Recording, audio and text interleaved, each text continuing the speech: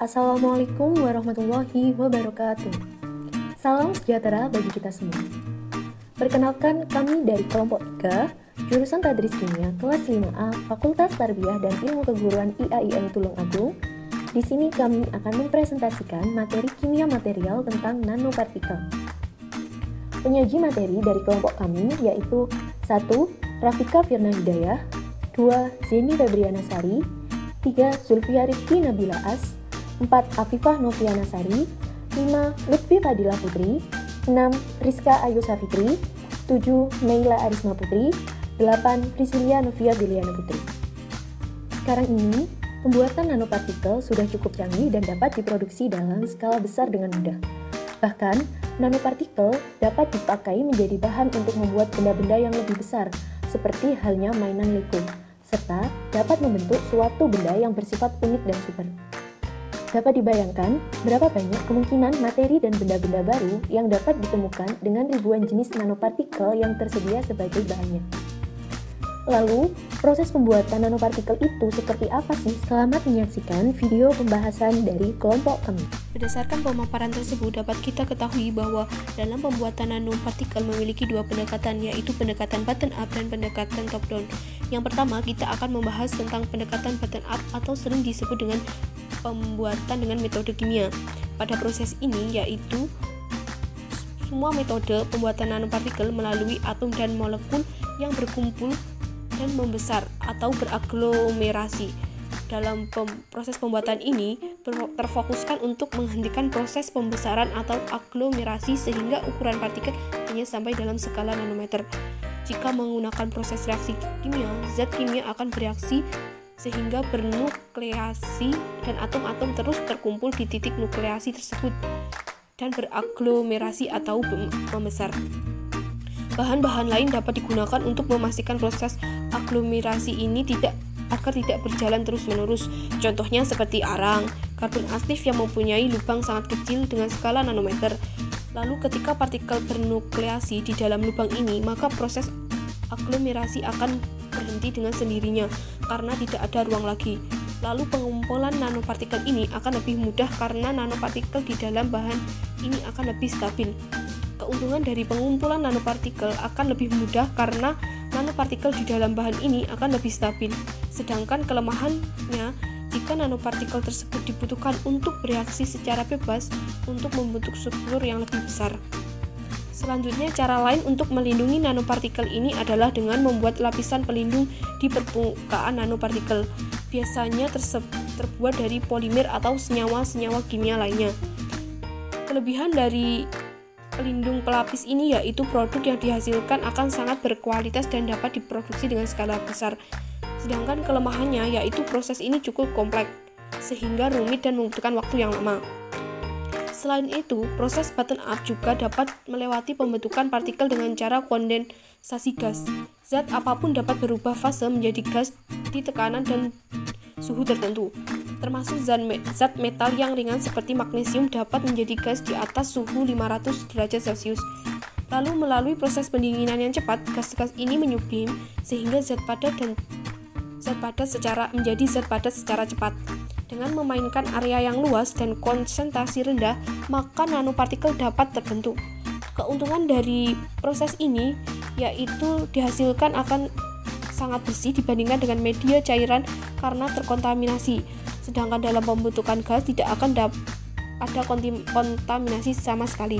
Kekurangan dari metode ini membutuhkan biaya yang cukup besar dan proses skala besar kurang baik karena membutuhkan area yang sangat luas di titik nukleasi. Kategori pendekatan bottom up memiliki beberapa metode. Yang pertama yaitu metode salt gel. Metode salt gel yaitu salt artinya adalah larutan koloid padatan tersuspensi dalam fase cair. Gel adalah makromolekul padat yang terendam dalam pelarut. Salt gel adalah metode bottom up yang paling disukai karena kesederhanaannya dan sebagai besar nanopartikel dapat disintesis dari metode ini. Ini adalah proses kimia basah yang mengandung larutan kimia yang bertindak sebagai prekursor untuk sistem partikel diskrit yang terintegrasi. Yang kedua yaitu adalah metode spinning atau pemintalan. Sintesis nanopartikel dengan pemintalan dilakukan oleh spinning disk reactor SDR. Ini berisi cakram berputar di dalam ruangan atau reaktor di mana parameter fisik seperti suhu dapat dikontrol. Reaktor umumnya diisi dengan nitrogen atau gas inert lainnya. Untuk menghilangkan oksigen di dalamnya dan menghindari reaksi kimia, disk berputar pada kecepatan yang berbeda di mana cairan prekursor dan airnya dipompa masuk. Pemintalan menyebabkan atom atau molekul menyatu dan diendapkan, dikumpulkan dan dikeringkan. Berbagai parameter operasi seperti laju aliran cairan, kecepatan putaran cakram, rasio cairan prekursor, lokasi maupun umpan permukaan cakram menentukan karakteristik nanopartikel yang disintesis secara SDR. Yang ketiga yaitu deposisi uap kimia. Deposisi uap kimia adalah pengendapan film tipis reaktan gas ke substrat. Deposisi dilakukan di ruangan reaksi pada suhu kamar dengan menggabungkan molekul gas. Reaksi kimia terjadi ketika substrat yang dipanaskan bersentuhan dengan gas gabungan reaksi. Reaksi ini menghasilkan film tipis produk pada permukaan substrat yang diperoleh kembali dan digunakan. Suhu substrat merupakan faktor yang mempengaruhi deposisi uap kimia. Keunggulan dari deposisi uap kimia yaitu nanopartikel yang sangat murni, seragam, keras, dan kuat. Kerugiannya yaitu persyaratan peralatan khusus dan produk sampingan gasnya sangat beracun. Yang keempat yaitu metode pirolis. Pirolis adalah proses yang paling umum digunakan di industri untuk produksi nanopartikel skala besar. Ini melibatkan pembakaran prekursor dengan api. Prekursor berupa cairan atau uap yang dimasukkan ke dalam tungku pada tekanan tinggi melalui lubang kecil di tempat pembakaran. Gas hasil pembakaran atau produk samping kemudian diklasifikasi udara untuk memulihkan partikel nano.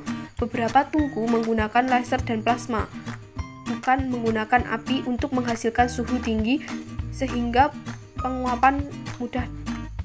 Keunggulan pirolis adalah prosesnya secara sederhana, efisien, hemat biaya, dan kontinu dengan hasil yang tinggi. Yang terakhir yaitu metode biosintesis.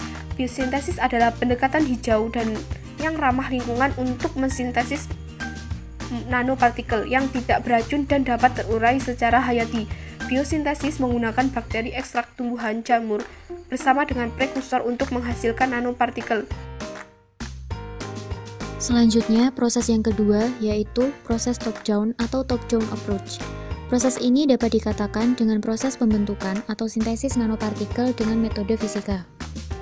Proses top-down merupakan proses pembentukan nanopartikel dari partikel atau benda-benda yang lebih besar dan dalam bentuk zat padat. Umumnya terdapat beberapa metode sintesis nanopartikel dalam proses top-down, yaitu mechanical milling atau ball milling atau penggilingan, nanolitografi, laser ablation, sputtering, dekomposisi thermal atau thermal decomposition, dan sebagainya.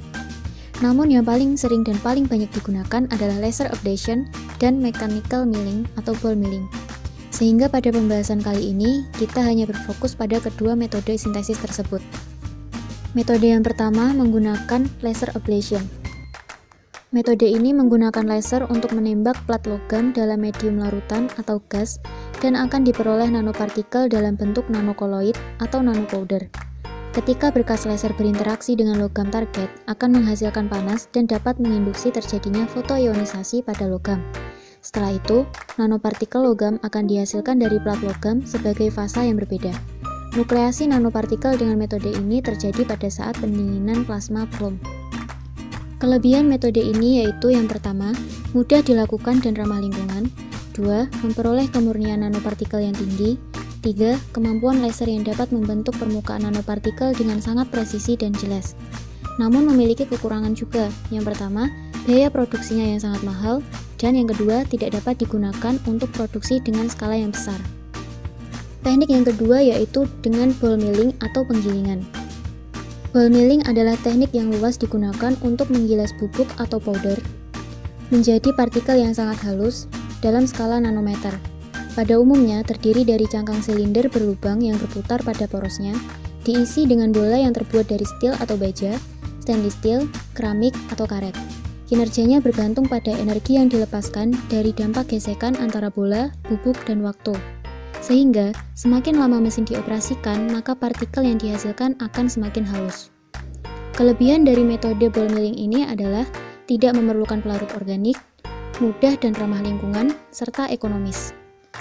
Sedangkan kekurangan dari metode ini yaitu kemungkinan terkontaminasi semakin besar, bentuk nanopartikelnya tidak teratur, dan dalam penggilingan serta pembersihannya memerlukan waktu yang lama. Komposit, nanokristal, dan nanokatalis, dan juga aplikasinya dalam kehidupan.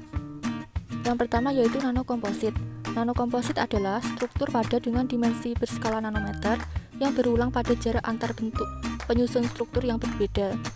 Bahan nanokomposit biasanya terdiri dari padatan anorganik yang mengandung komponen zat organik atau sebaliknya. Nanokomposit dapat juga menjadi media berpori, koloid, gel, dan copolimer. Secara umum, materi nanokomposit mendemonstrasikan sifat mekanis, elektrik, optik, aplikasi dan penggunaan nanokomposit. Beberapa aplikasi penting teknologi yang didasarkan material nano antara lain produksi bubuk nanokeramik dan material lain, nanokomposit, pengembangan sistem nanoelektrokimia, aplikasi penggunaan tabung nano untuk menyimpan hidrogen, chip DNA, dan chip untuk menguji kadar logam dalam kimia ataupun biokimia. Teknologi nano juga digunakan dalam mendeteksi gen maupun mendeteksi obat dalam bidang kedokteran. Selain itu, juga dapat digunakan dalam alat-alat nanoelektronik.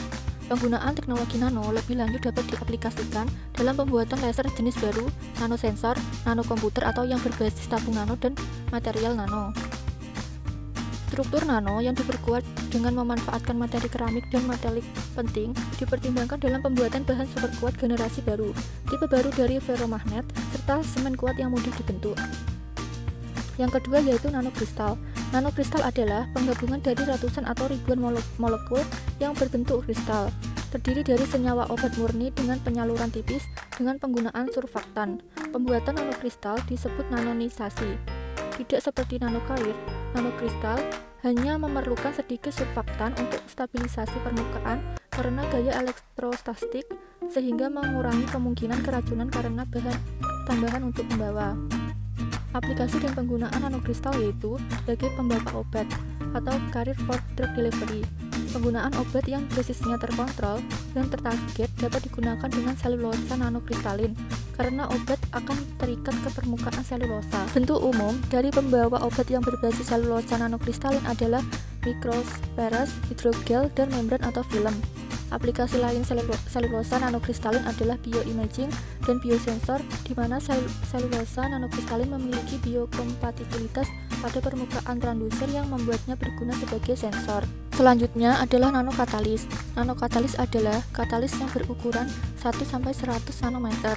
Keuntungan menggunakan nanokatalis dibandingkan dengan katalis adalah adanya luas permukaan yang lebih besar sehingga daerah kontak antara partikel dengan polutan lebih besar sehingga reaksinya dapat berlangsung lebih cepat. Nanokatalis memiliki berbagai jenis dan karakteristik. Aplikasi dan penggunaan nanokatalis. Nanokatalis memiliki prospek yang menjanjikan untuk kesejahteraan hidup manusia.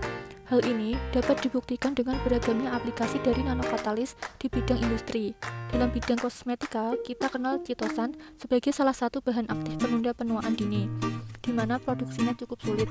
Di industri minyak, yang sebelumnya dipakai katalis solid supporter platinum dalam proses cracking, bisa digantikan oleh nanokatalis bimetal PTPD sehingga laju reaksi perengkahan serta produk diharapkan maksimal. Dalam industri cat, dipakai nanokatalis TiO2 untuk mengatasi kelemahan cat yang ada sekarang ini, yang ukurannya masih dalam orde mikrometer.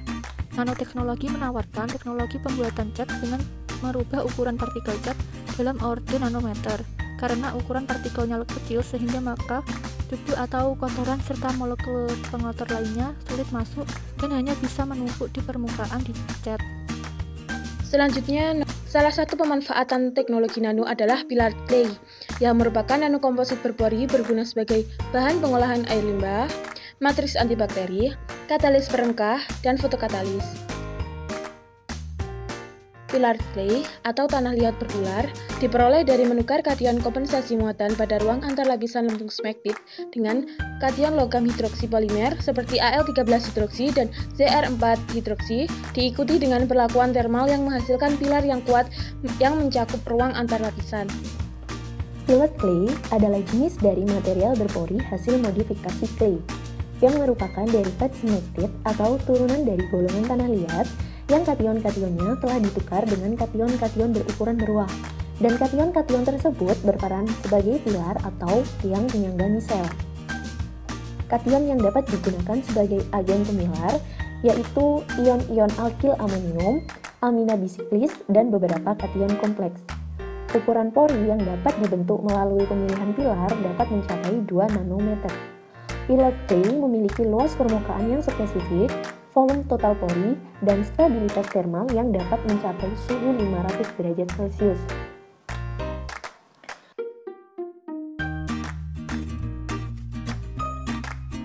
Karakteristik pilar clay dapat diidentifikasi melalui beberapa metode analisis, di antaranya morfologi nanomaterial dianalisis dengan metode elektron mikroskopi, dimensi pilar dan galeri ditentukan dengan metode X-ray diffractometry, dan respon panas dalam bentuk reaksi eksoterm atau endoterm dan atau kehilangan berat karena panas diukur dengan metode analisis termal.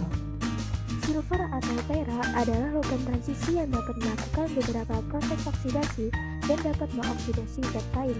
Perak ini digunakan karena salah satu sifatnya yang bertoksik rendah, netral dalam air, tahan asam, garam, berdasar lemah, dan selain itu stabilitasnya yang sangat baik terhadap panas dan cahaya. Nah, karena sifat kimianya dan fisikanya yang sangat bagus, maka di antara nanopartikel logam, nanopartikel peraklah yang banyak mendapat perhatian. Nah, nanopartikel perak ini memiliki sifat yang sangat stabil dan aplikasi yang sangat potensial dalam berbagai bidang antara lain sebagai katalis, detektor, optik, dan agen antimikroba. Nanopartikel perak atau nanosilver memiliki serapan dan sebaran cahaya yang sangat efisien, serta tidak seperti bahan lainnya. Nah, salah satu keunggulan dari segi produksi nanopartikel perak adalah harganya yang cukup murah dan relatif mudah untuk diproduksi. Untuk hasil produksi nanopartikel ini salah satunya berbentuk koloid. Salah satu contoh aplikasinya adalah pasta dan tinta konduktif yang memanfaatkan nanopartikel perak untuk konduktivitas listrik tinggi, stabilitas, dan suhu sintering rendah. Aplikasi tambahan mencangkup diagnostik molekuler dan perangkat fotonik yang mengambil keuntungan dari sifat optik nanomaterial ini. Karakteristik yang paling relevan dari nanoperak adalah reaktivitas kimianya. Selain aplikasi di atas, nanopartikel perak juga sebagai penata laksanaan penyakit infeksi saluran kemih. Kemampuan antibakteri nanopartikel perak dipengaruhi oleh karakteristik fisik nanomaterial seperti ukuran, bentuk, dan sifat permukaan. Nanopartikel memiliki banyak kegunaan, antara lain sebagai detektor, katalis, zat pelapis permukaan, dan antibakteri. Nanopartikel perak bersifat antibakteri akan sangat membantu dalam mengatasi berbagai masalah yang ditimbulkan oleh bakteri, yaitu infeksi saluran kemih. Di antara nanopartikel logam, nanopartikel perak banyak mendapat perhatian karena sifat fisik dan kimianya. Perak telah digunakan untuk pengobatan penyakit medis selama lebih dari 100 tahun karena memiliki sifat alami sebagai antibakteri dan anti jamur serta sifatnya yang tidak toksik terhadap kulit manusia. Dengan nanoteknologi, dimungkinkan untuk pembuatan partikel perak pada skala nano sehingga secara kimia lebih reaktif dibandingkan partikel perak yang lebih besar.